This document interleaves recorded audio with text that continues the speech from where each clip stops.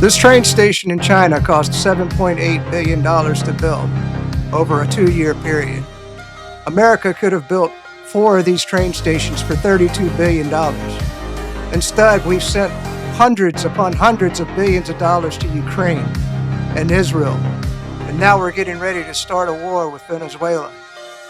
Our military-industrial complex is out of control.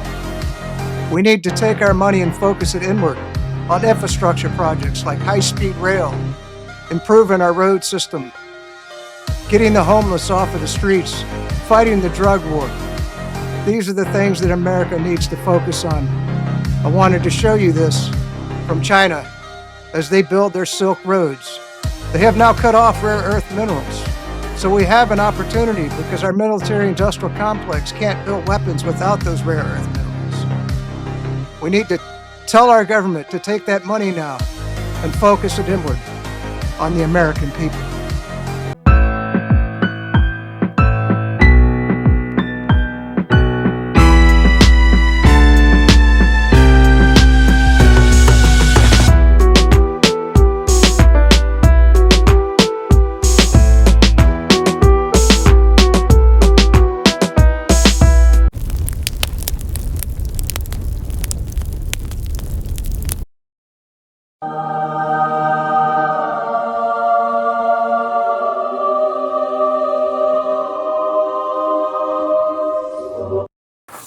Watching the world burn, watching the world burn. October 12th, 2025. Let's get into it. So this video is going to be mostly about in response to some comments that I got on the last video. It went over good in some places and bad in others, but it was a controversial video. Some people said they liked that side of me. But so I've been accused of being a Trump hater and that Trump can do nothing right. That's true on foreign policy. But, you know, he's continuing the war with Ukraine. He's providing bombs like candy to Israel, which, by the way, I wanted to get on that for just a minute. You know that China has cut us off from the rare earth metals. And we've depleted our, well, under Joe Biden mostly, but get continued under Trump, we've depleted our stocks of, you know, of missiles, of bombs, of everything by supplying them to Ukraine and Israel. Well, in the theory that we were going to go in and crank up the factories and replace a lot of that stuff. Well, guess what? Without those rare earth metals, we can't make that stuff. You know, now I don't know how much we've got in storage. I mean, I'm sure that we have some, and we can go through what's left in our inventories, but without China, because China provides the world with 90% of those rare earth metals. So the military-industrial complex may have to shut down here in a couple months. And on that note too, Trump says there's going to be a 100% tariff as of November 1st. So I will tell you this, because you know I've been working on that video studio, and I showed you a picture of it the last, by the way, we're completely done, man. I'm going to talk about it just for 2 seconds. The thing that I noticed is all the equipment, the USB drives, because I bought 2 more, thumb USB drives, and I bought the Insta360 Link 2 swivel camera, and then also I got the Shure mic with the boom arm, all made in China. Because what I do is I go, I've told you, I go through the box and I record all the information in a file on the computer, so that if something happens, I got the serial number, what was on the box, the barcode. I record everything. But so yeah, so if you need some computer equipment or something, you better buy it now, because once that 100% tariff goes in, the prices are going to go up. Not right away, of course, because we still got the pipeline, but once that pipeline dries up and they have to start, replacing stuff, just like we can't replace the military equipment, we're not going to be able to replace all of the stuff made from China if that tariff goes in. I have a feeling Trump will back off on that, but we'll see. So anyway, I don't think everything that Trump does is bad. I've been accused of that just because I think his stance on Israel's wrong. And by the way, I'm not the only one. If you want to call me an anti-Semite, I guess Tucker Carlson's an anti-Semite, and Marjorie Taylor Greene's an anti-Semite, and Max Blumenthal is an anti-Semite. Let's see, who else agrees? I guess Douglas McGregor is an anti-Semite. Scott Ritter must be an anti-Semite. Judge Napolitano must be an anti-Semite. All of us have the same view as to what's been taking place with the genocide in Gaza. So that's just a few names that I'll throw out. You know, Thomas Massey, he must be an anti-Semite. And also I was accused of being Antifa. Oh my God. That cracked me up. Well, I guess, you know, I must be Antifa because I don't like Democrats, can't stand to be around them. I don't want human trafficking or child trafficking. I can't stand the fact that the Democrats wanted fentanyl coming over the border. I think the Democrat Party is basically a mafia and not really a party. Let's see, what else? I don't know. I think America first, Israel last. I think Ukraine last. In fact, I want to bring our troops home. I guess that makes me Antifa. So I'm all for Trump sending in the National Guard to clean up these cities. Something had to be done. Like I said, it's a slippery slope. It's how that guard is going to be used, because I think we're opening up a can of worms. Because in the next, if the Democrats ever get back in power, we don't want them wielding the National Guard. Because see, they do things for power. And honest to God, I think Trump's heart's in the right place. I think he's doing it to try to clean things up. And I like the fact that he's hiring tons of ICE agents. I want to see all illegal aliens deported. So I guess that makes me Antifa or a leftist. So there you go. And I proudly would sit next to Marjorie Taylor Greene any day. I think she's one of the best congressmen we got. And I like Rand Paul, you know. So anyway, I've lost a couple friends with that video. All right, so we're going to get into the video here in just a minute. I think I'm done talking about things. We hit well, you know that the hostages should be getting released. I told you that the Hamas has no further use for the hostages. Now, I do predict that once the hostages are back in Israeli custody, that the ceasefire will come to an end and Israel will begin the extermination of the Palestinians once again. But I was also accused that I don't know the Bible. And that's true.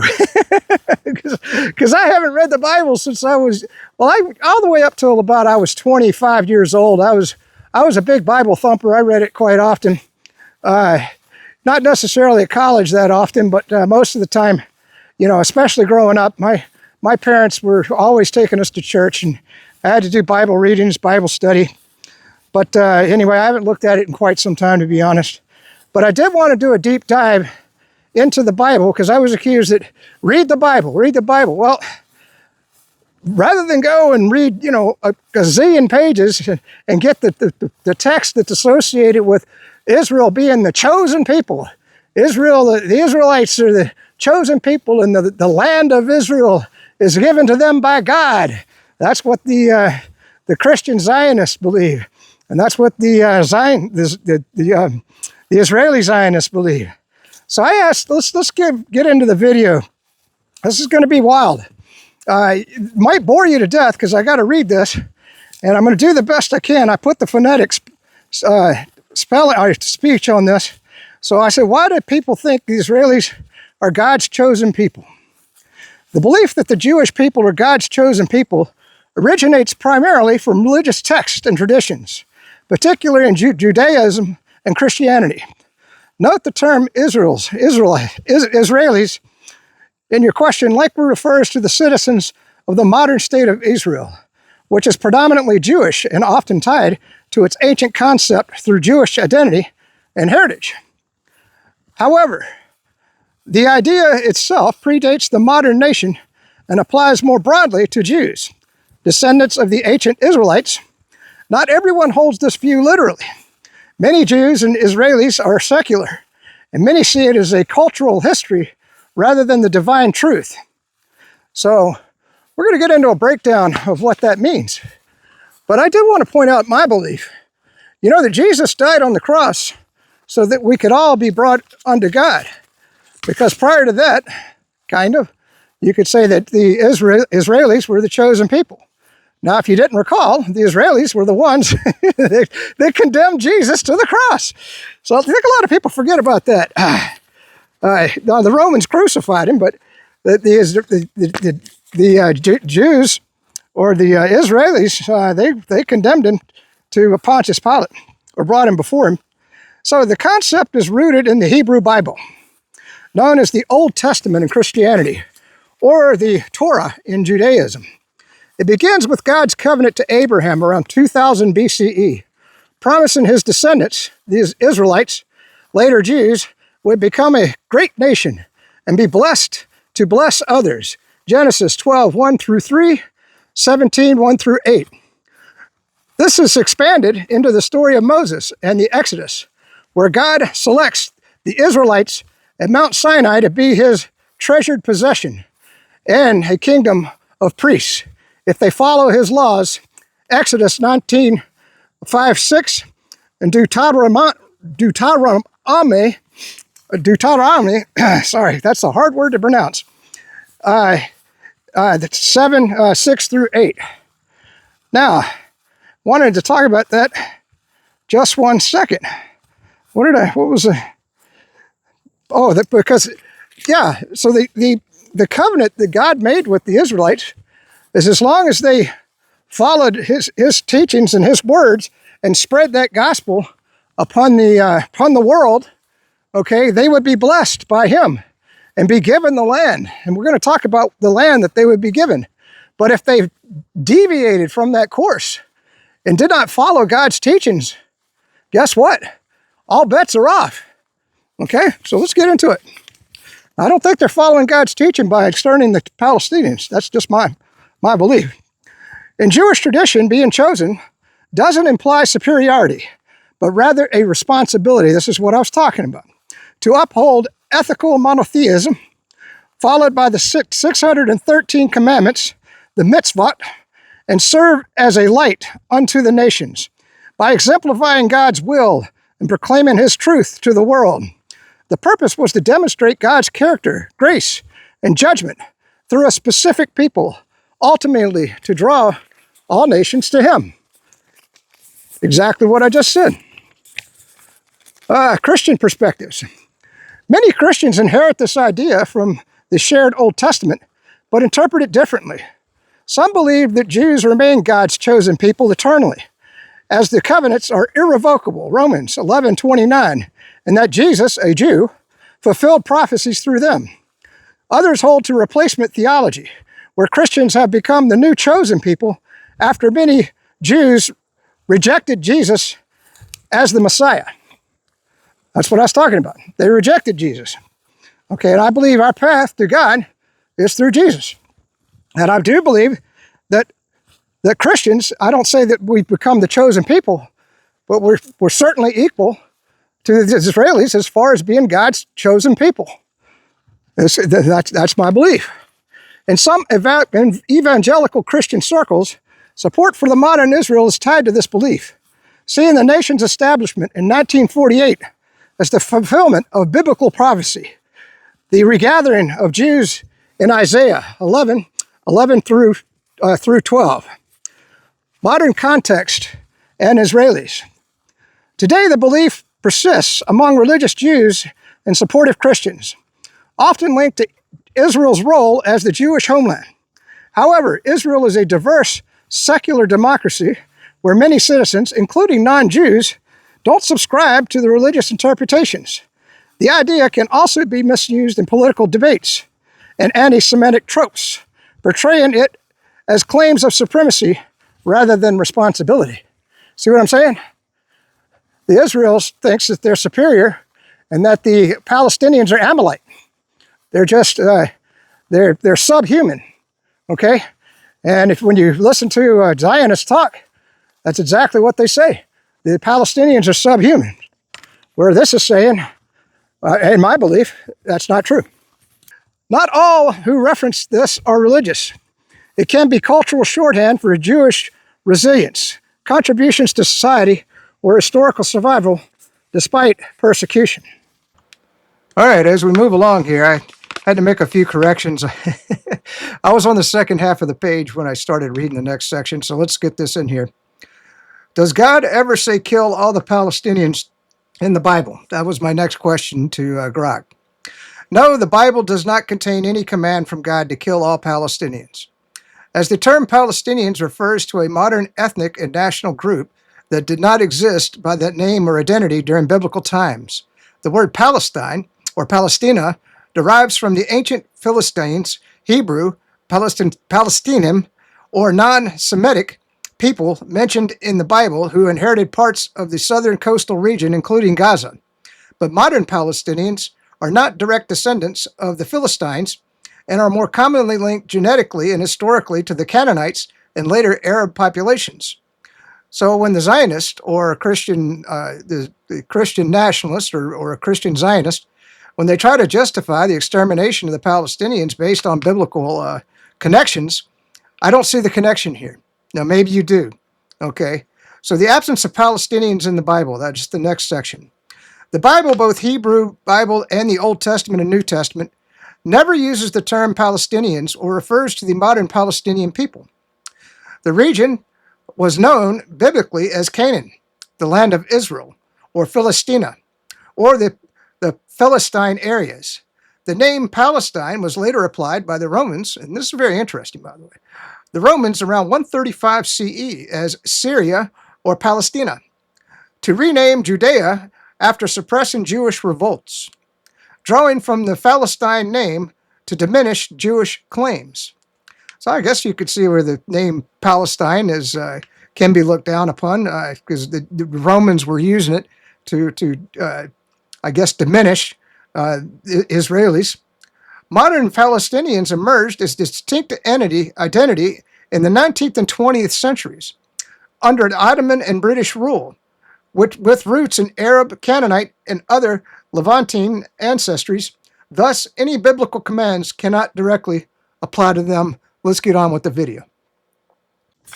Biblical commands related to ancient groups in the religion. Now, this is where many Christian Zionists will refer you to and say this is where this proclaims that Israel has a right to the land that they're currently exterminating the Palestinians from, or Gaza, and the West Bank, of course.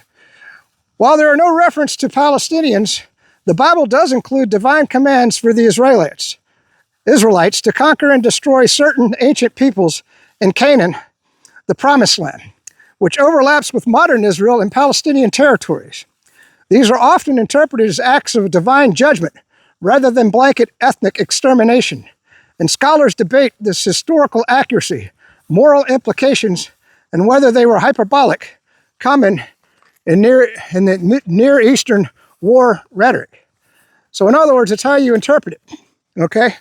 Some people say that they have a right to exterminate the Palestinians, and others say that there are moral implications that the Israelites need to consider because they are supposed to obey God's covenants. All right, so the Canaanites. The Canaanites were primarily an indigenous inhabitants of the land God promised to Abraham's descendants. Genesis 15, 18 through 21. God commanded the Israelites under Moses and Joshua to conquer Canaan and eliminate its peoples as judgment for their idolatry, child sacrifice, and other practices. Leviticus 18, 24 through 30, and Deuteronomy 9, 4 and 5. Deuteronomy 7 through 1, 2, NIV. When the Lord God brings you into the land you are entering to possess and drives you out before many nations, the Hittites, the Gishgashites, the Amorites, Canaanites, and the Perizzites, and the Hivite, and the Jebusites. You must destroy them totally. Make no treaty with them. Show them no mercy. Deuteronomy 20, 16, 17, NIV. However, in the cities of the nations of the Lord your God is given you as your inheritance, do not leave alive anything that breathes. Completely destroy them. The Hittites, the Amorites, the Canaanites, the Perizzites, the Hivite, and the Jebusites, as Lord God has commanded you. These commands were specific to the conquest of Canaan and not fully carried out. E.g., Joshua 13:1-7 notes remaining Canaanites. Judges 3:1-6 describes intermingling. Some modern Palestinians have genetic ties to the Canaanites, but this doesn't equate to the commands to targeting Palestinians today. The Philistines, the Philistines, from whom Palestine derives, were seafaring invaders, likely from Aegean, who settled in 5 cities: Gaza, Ashkelon, Ashdod, Ekron, and Gath. Amos 1:6-8. They were frequent enemies of Israel. Samson's stories in Judges 13-16. David's battles in Samuel 17-27. We're almost there. God commanded attacks, just looking for that page, commanded attacks on the Philistines in specific contexts, such as Chronicles 14:10-11, NIV. So David inquired of God, "Shall I go attack the Philistines? Will you deliver them into my hands?" And the Lord answered him, "Go, I will deliver them into your hands." However, this is no blanket command to kill all Philistines, like which with the Canaanites. The Philistines persisted as a people into later biblical times, e.g. mentioned in prophets like Jeremiah and Zechariah 9, and genetic studies show minimal direct ancestry to modern Palestinians.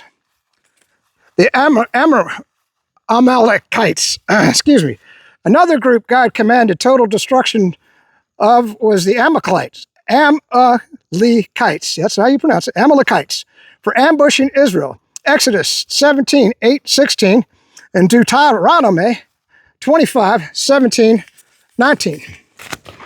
All right, let's get back to the video. This was a good post. And, whoops, got the camera tilted there.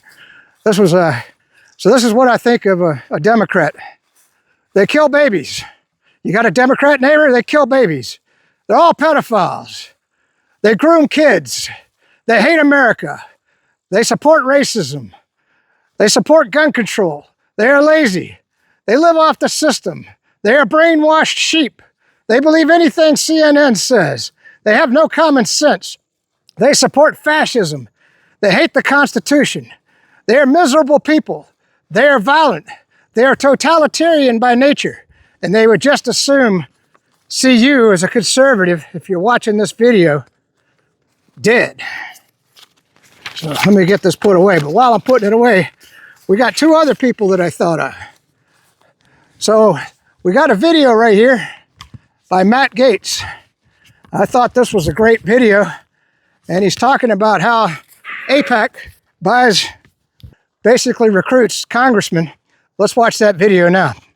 Initially, I resented the fact that there was no appreciation for nuance. Like if you asked any questions about any decision of the Israeli government in any place regarding settlements, regarding Gaza, whatever, you were like, you had deviated from the script. And I just, in any policy area, I had resentment over that. And then I saw the way the AIPAC worked, and that was weird for like a country lawyer like me. I remember my first AIPAC reception, and like your fundraiser tells you have to go, and your chief of staff tells you have to go, your committee chairman all tell you have to go, and you get there and you wear this name badge, and I remember there's a QR code on it. And what we were supposed to do was go talk to donors, and then if they liked you, they scanned your QR code to make a donation, like on the spot. And so can you just imagine how demoralizing that is to like be told that your job for the next several hours to go chat people up, hoping they would scan you like a can of tomato soup on the way out of the meeting. I mean, it's literally purchasing. Right. And so I saw that and I was like, wow, that is so freaking weird. And then, I was in Israel I went multiple times, and I did not like the fact that I found someone in my room rooting around in my stuff that should not have been there at the King David Hotel when I came back to my room when no one was expecting me to be back in my room. And I just presumably Israeli law enforcement. I don't know who it was. I just thought, like, this is weird. All of these things combined are odd, and then the policy outgrowth seems to be an obsession about the Middle East that has not served my generation well. Okay, so I guess Matt Gaetz must be anti-Semite because he seems to be against the Israeli lobby, AIPAC. So that's one. And the other one that I thought was very interesting is Charlie Kirk. Charlie Kirk was getting tremendous pressure from the Israeli lobby and Israeli billionaires that were financing Turning Point USA. Candace Owens brought the pudding to the table, and we'll cover this in the next video. But she's got text messages of Charlie Kirk saying he was afraid that the Israelis were going to kill him. Who knows? Who knows who killed him? We have no evidence of that whatsoever. But he put it in a text message. And he said that they were putting tremendous pressure on him to support the Zionist cause in Israel. And he was turning away. He said, I can't do that anymore. And so a lot of people believe that that made him a lot of enemies. Let's just put it that way. The other piece of news I thought was very good, and I don't think people understand the meaning of this, was Melania Trump wrote a letter to Vladimir Putin, and she was questioning, because the story goes that, Russia kidnapped a bunch of kids, which they didn't. They just got them out of harm's way. But anyway, believe what you want. And she's saying that, they should be reunited with their families. Well, Putin responded to her letter, and he wrote back, and 8 of them have been reunited. And he showed her pictures of them, and he said that, they've been receiving this, that, and the other care, and he detailed every single kid, gave her all the information to her about all the kids, and convinced her that they're being well taken care of. A lot more than the Democrats did. They just sold them into sex slavery. That's why, I tell you, the Democrats are evil people. Let's get back to the reading here. So this is Samuel. I think that's 15. 15, 2-3, NIV. This is what the Lord Almighty says. Now go, attack the Amalekites, and totally destroy all that belongs to them. Do not spare them. Put to death men, women, children, and infants, cattle, sheep, camels, and donkeys. So that's one of the texts that Israel draws from for their treatment of the Palestinians. So they're basically saying that the Palestinians are Amalek. This has been invoked in modern rhetoric. Israeli leaders comparing Hamas to the Amalekites, but Amalekites were a nomadic tribe unrelated to the Palestinians. So you might want to say that they're the same thing, but they're not. They're completely unrelated. Okay, modern interpretations and debates. Some Jewish and Christian Zionists draw parallels between these ancient commands and modern conflicts, viewing Palestinians as symbolic successors to the biblical enemies. But this is an interpretive stretch not supported by the text itself. Critics argue these passages reflect ancient warfare language of theological justifications, not literal history, and condemn using them to endorse violence today. In the New Testament, Jesus emphasizes love for your enemies, Matthew 5:43 and 44, shifting away from the Old Testament conquest narratives. In short, the Bible's commands are limited to specific ancient contexts and groups, not the Palestinians. For a full understanding, read the verses in context or consult biblical scholars. These texts are complex and often debated ethnically and historically. Okay, we'll get into the next. The belief that God promised Gaza to Israel originates primarily from interpretations of the Hebrew Bible known as the Old Testament in Christianity. This is kind of a repeat of what we were talking about, but I asked the question a different way because I wanted to see what would come out. So, particularly passages describing the Promised Land given to the descendants of Abraham, Isaac, and Jacob, the Israelites. The land often seen as encompassing ancient Canaan, which includes the region of Gaza. Below, we'll talk about the spiritual references, historical context, and perspectives. So let's get into it. The biblical foundations. Many believers point to specific verses where God covenants land to the Israelites, exemplify or implicitly, including Gaza. Somehow my pages got out of whack. I got to take a break. I'm missing a page. Hold on. All right, I found a page on the way back. Set on 2 more news items. I suppose you know that Trump's laying off another 7,000 federal employees. It's a good thing. Like I said, Trump does good things. And then he just won a huge Supreme Court decision. We'll go into detail on the next video on this one, because I'm not sure I understood it, but I guess that there are heads of some of the departments in the federal government that were there permanently, just kind of like a Supreme Court justice, or supposedly. And Trump said he had the right to fire him, I guess, but no president has been able to fire these entrenched bureaucrats for many, many years. I don't know how they got the status. And so the Supreme Court said, no. You're part of the executive branch. Trump can fire your ass. So that's another good thing. So you can see Trump's doing some good things. Sorry to be bouncing around. So let's get to the missing page here. This is a bunch of quotes from the Bible. The Abrahamic covenant in Genesis 15:18 through 21. God promises Abraham's descendants land from the river of Egypt to the great river, the Euphrates, listing tribes like the Canaanites and Philistines associated with Gaza. Gaza is mentioned in Genesis 10:19 as the southern border of Canaan, marking it as part of this territory. The atonement to the tribes, or the allotment to the tribes, in Joshua 15:47, Gaza and its surrounding areas are allotted to the tribe of Judah as part of the conquest of Canaan under Joshua.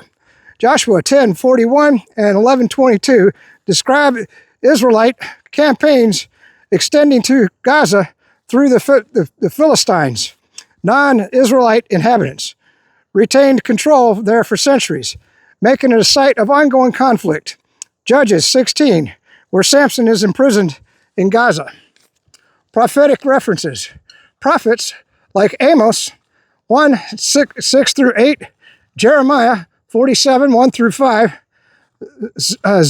Zechariah 2:4 through 7, and Zechariah 9:5 pronounce judgments on Gaza due to Philistine sins, but also foresee its inclusion in Israel's restored land as a remnant turning to God. Zephaniah 2:4-7, for instance, predicts Gaza's declaration followed by its inheritance by Judea's remnant. These texts are interpreted literally by many in an eternal, unconditioned promise from God to the Jewish people, with Gaza as the border region of their inheritance. Who believes this and why? This belief is held by various groups, often tied to religious identity, eschatology, end times theology, and historical narratives. Religious Jews and Zionists. Orthodox Jews and Zionists view the Bible as divine history, seeing modern Israel's control of Gaza, or claims to it, as fulfilling God's covenant. Gaza is seen as part of the Eretz Israel, the land of Israel, promised eternally, Genesis 17:7 through 8. This fuels political movements like religious Zionism, where reclaiming biblical lands is a divine mandate. Some Israeli leaders like Benjamin Netanyahu reference this in speeches, framing conflicts as biblical fulfillment. Evangelical Christians, Christian Zionists. A significant portion of U.S. evangelicals, figures like Mike Huckabee and John Hagee, believe supporting Israel aligns with Genesis 12:3. I will bless those who bless you and curse those who curse you, interpreted as referring to the Jewish people and their land. They see Israel's 1948 establishment and expansions, including Gaza, as prophetic signs of the end times. Harnessing Jesus' return, or hastening Jesus' return, based on Ezekiel 36 and 37, dry bones regathering. This influences U.S. policy, with polls showing strong evangelical support for Israel. Historical and cultural reasons. The belief persists due to centuries of Jewish exile and return narratives, reinforced by events like the Balfour Declaration, 1917, and Israel's founding. For some, it's about survival and divine protection amid persecution. In Jeremiah 31, 35 through 37, Israel will endure as long as the sun and moon. On platforms like X, used frequently cite this to defend Israel's actions in Gaza, viewing it as reclaiming the promised land from historical enemies like the Palestinians, or the Philistines, excuse me. Oh, I hope I'm going the right way. We just passed a big old hole back there that I didn't remember seeing on the way out. Anyway, so we skipped that section. I don't know if we'll find that page. I might have to hit the last page when I get home after the hike, assuming I get out of these woods before it gets dark. So criticisms and alternate views. Not all religious or secular people accept this interpretation, as it's heavily debated, especially in the context of the Israeli-Palestinian conflict. So, conditional covenant agreement. Some Christians and scholars argue that the promise was conditional on obedience. Deuteronomy 28, Leviticus 26, and ancient Israel lost the land due to disobedience. Exiles to Assyria, Babylon. Modern Israel, they say, doesn't fulfill this spiritually or ethically. Replacement theology, supersessionism, holds that the church is the new Israel, spiritualizing land promises. Galatians 3:29. Palestinian and Muslim perspectives. This is the basis for the conflict, because this is just a little tint of what's in the Quran. Palestinians, many descendants of ancient Canaanites and Philistines, and Muslims view the claim as a colonial justification for displacement and conflict. The Quran recognizes Israelite history, but does not affirm the Jewish claim. Critics argue ancient texts should override modern international law or human rights. Some see Greater Israel maps, Nile to the Euphrates, as an expansionist ideology. Secular and political critiques. Man, something bit me over here. Atheists, progressives, and anti-Zionists dismiss it as mythology, used to rationalize violence or apartheid-like politics. They note Israel's 1948 founding was a UN decision influenced by post-Holocaust geopolitics, not divine promise. And Gaza's status, occupied until 2005, blockaded since, stems from modern conflicts. On X, users challenge it as outdated or biased. Whoops. In summary, this belief is rooted in literal readings in ancient scriptures, held fervently by millions as evidence of God's faithfulness. However, it's contested in theological, ethical, and political grounds, often fueling debate over the Israeli-Palestinian conflict. Interpretations vary widely, and individuals should consult primary text and scholars for a deeper understanding. Yes, this was another question. Yes, Palestinians have connections to biblical history, because I was asking, I said, well, the Palestinians in the Bible, they have connections to biblical history, primarily through genetic and historical links to ancient peoples mentioned in the Bible, such as the Canaanites, and etymologically through the Philistines. However, modern Palestine identity emerged much later, shaped by centuries of migrations, conquest, and cultural shifts. Below, we're going to break down the historical, archaeological, and genetic evidence, while noting that interpretations vary and the topic is often politicized. I swear, I thought I should be looping back to the left. All right. Etymological and regional connections to the Philistines.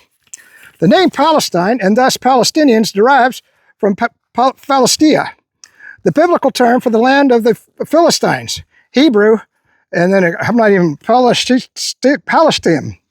I didn't put the pronunciation for that one. Non-Semitic people who settled in the southern coastal region of Canaan around the 12th century BCE. The Philistines are predominantly featured in the Hebrew Bible, Old Testament, as adversaries to the Israelites, appearing in stories like Samson, Judges 13 through 16, Ark of the Covenant, Samuel 4 through 6, and David slaying Goliath, a Philistine giant, Samuel 6:17. They controlled 5 key cities: Gaza, Ashkelon, Ashdod, Ekron, and Gath, all in what is now Gaza Strip in southern Israel, areas central to the modern Palestinian identity. Historically, Palestine, yeah, I know I took a wrong turn. Well, we're going to go left here. Oh, well. We won't find that page. We'll be reading it when we get home. Man, I wonder if this is taking me down to the river. Well, I guess I might be hiking. Well, at least the phone has a flashlight on it. I know that I can backtrack to get back to the main trail. Historically, the Philistines were part of the Sea Peoples, likely originating from the Aegean region, possibly Crete and Anatolia, and they clashed with Egyptians and Israelites before being assimilated or displaced around the 6th century BCE. The Roman Empire later renamed the region Syria-Palestine after Jewish revolts around 135 CE as a punitive measure, drawing from the Philistine name to erase Jewish ties to the land. This etymology gives Palestinians a linguistic link to biblical history, though it's not direct and not a direct ancestral one. I'm pretty sure I'm heading down to the damn river. Okay, well, it's pretty view. It's just too late to be going the wrong way. All right, more substantially, genetic studies indicate that modern Palestinians share significant DNA with the ancient Canaanites, the indigenous Semitic people who inhabited the Levant, modern Israel, Palestine, Lebanon, and parts of Jordan and Syria from around 3500 BCE. The Canaanites are extensively mentioned in the Bible as pre-Israelite inhabitants of the Promised Land, whom the Israelis were commanded to conquer. Genesis 10:15 through 19 list Canaanite tribes. Deuteronomy 7:1 through 5 describe them as including the Amorites and Hittites and the Jebusites. Joshua details the conquest of Canaanite cities like Jericho and Ai. In 2020, it published in a cell analyzed ancient DNA from the Canaanite burial sites that found that about 50 to 70% of the ancestry in modern Levantine Arabs, including Palestinians, trace back to the Canaanites, while the rest were later mixtures of like Arabs, Europeans, and Africans. Similarly, a 2001 study in human immunology supported that both Palestinians and Jews descend from Canaanite populations, with intermixing with Egyptians, Mesopotamians, and others. This genetic continuity underscores a shared biblical heritage for the region's people, as Canaanites' culture, language, and religion influenced early Israelite society. Shared Semitic roots. Religion influenced early Israelite society, shared Semitic roots, mythological parallels in Argaritic text from Canaanite sites. However, not all sources agree on direct descent. Some argue that no modern group is purely Canaanite due to a millennia of migrations, and Palestinian ancestry also includes heavy Arab influence from the 7th century Islamic conquest, as well as the Ottoman, Crusader, and other inputs. Palestinian identity is a distinct national group solidified in the 19th and 20th centuries under the Ottoman and British rule, not directly from biblical times. Debates in broader context. Affirmative views, many Palestinians and scholars emphasize these ancient ties to assert indigenous status, countering narratives that portray them as later arrivals. For instance, some Christian and Muslim Palestinians trace roots to the biblical era populations, with Gaza's history intertwined with Philistine strongholds.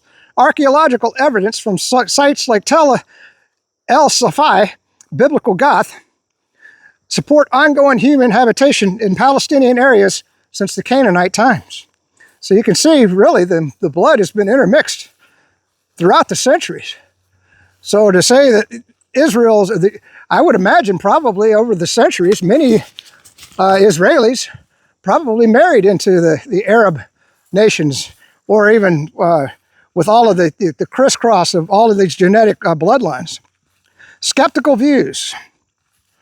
Critics, often in pro-Israel context, argue there's no direct link, viewing Palestinian claims as political rather than historical, noting that the Philistines were culturally distinct, non-Semitic, and largely vanished after the Assyrian and Babylonian conquest. Genetic studies show only minimal Philistine DNA in modern Palestinians, as Philistines were likely absorbed into local populations but didn't dominate genetically. In summary, while Palestinians aren't explicitly named in the Bible, their ancestral roots is in the Canaanites, and the regional legacy of the Philistines tie them to biblical narratives of land's ancient inhabitants. So, wasn't that interesting? So I'm going to take a break. My arm's getting tired, and then we'll get into the rest of the video here in just a minute. Probably we'll think of some other news. We'll take a pause. See you in a sec. All right, while we're on the way back, I did think of a couple other things. One was, I was thinking if I had a child in the United States, and with our high unemployment rates, and I think they're going to get much, much worse, what would I tell my son or daughter, especially if they got a skill, all right, and they can't find work here in the United States? Well, guess what? Russia. I actually went to Grok and I said, what would it take to go to Russia on a work visa? And it takes about 6 months to get approved for a work visa to Russia. I imagine that, they probably screen you on what your skill set is. And their unemployment rate right now is only 2.6%, which means they're at full employment. So they are desperate for people to go over there and work. And from what I understand, the taxes are quite low in Russia. So you would be keeping most of your paycheck. Now, the duration of the visa, I think it starts at like 3 months. So I guess it's kind of like a trial period for you, because they don't want you to come over but if you didn't work out, I imagine they'd just send you right back. But easily extendable. And, that would be a great place. And then, hell, just go over there for like a year or two just to see a foreign country. I tell you, Moscow, from what I've seen the pictures of it, is quite a beautiful city. So is St. Petersburg, and their subway is clean. There's no crime. From all the people that I watch on YouTube, they talk about that, that you can go out any time of the night or day and not have to worry about a thing. So it's that would be a great place to go and get a job, spend some time in a foreign country. That's an idea. The other thing was I was looking into StreamYard, because I told you in the future I want to do some interviews over the internet. And so I asked Grok, I said, what's the best, because I didn't want to learn about something and then discover there was something better. And so I asked Grok, and it came up with the name, and we're going to do a video on it. I can't remember what it was. It was like Hardline or something like that. I can't tell you. I'd never heard of a Riverline or Riverview. But anyway, so I watched YouTube videos all night last night because I couldn't sleep. And man, it is awesome. And it has a free version, but it only renders in 720. with the free version. That's how they entice you into buying. Of course, you only get minimal options, but this stuff, this package is absolutely incredible. And I mean, I could start doing interviews tomorrow. That's how easy it would be to do. I'm going to play with it, and you can just use it individually. So we're going to do a video on that. And I forgot to tell you, be sure and hit that like button and subscribe. And I am the Burn Channel on Rumble, the Burn Channel on Rumble, and the Florida Man News Network on YouTube. That's Florida MNN, all one word, Florida MNN on YouTube. Hopefully I'll see you there. And of course on X, I'm ThatCyberSecUguy. Peace out. Stay free.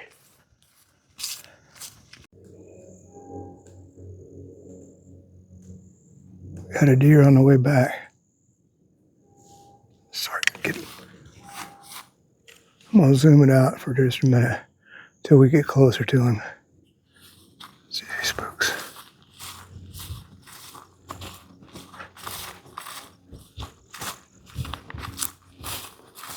There he goes. Oh, bummer. How's that ceasefire working out for everybody? How's that going? Are the Christian and Muslim Palestinians in Gaza, are they all safe now? Are they all protected? Because, there's a ceasefire, right? When is the last time that these monsters, that these demonic alien type, mass murdering, psychopath, Talmudic tribe from Satan, when is the last time that they honored a deal that they made?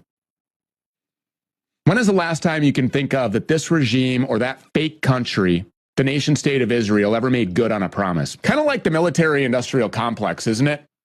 Kind of like NATO. I wonder why Vladimir Putin is so agitated.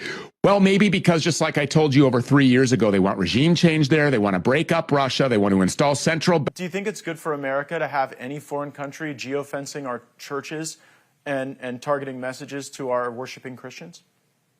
Well, I would say I think we need to reduce foreign influence in our political structure altogether.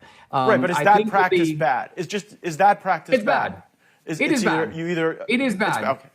Yeah, absolutely. It is bad. And I think the point here is Israel would say, the defenders of Israel would say, hey, listen, we're desperately trying to do that. And some people are complaining about like social influencers are getting $7,000. They're like, Qatar is buying the political science department at Yale or at Columbia. Their influence is much greater and they're doing it. They put in many more dollars. They do it in the back door.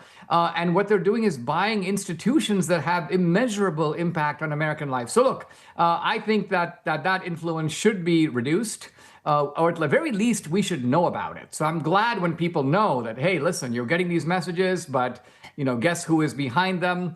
I mean, I do want to emphasize that I do not receive a single dollar from anybody. In fact, I've donated to biblical archaeology in Jerusalem. So it is annoying to me where every time I post, people go $7,000.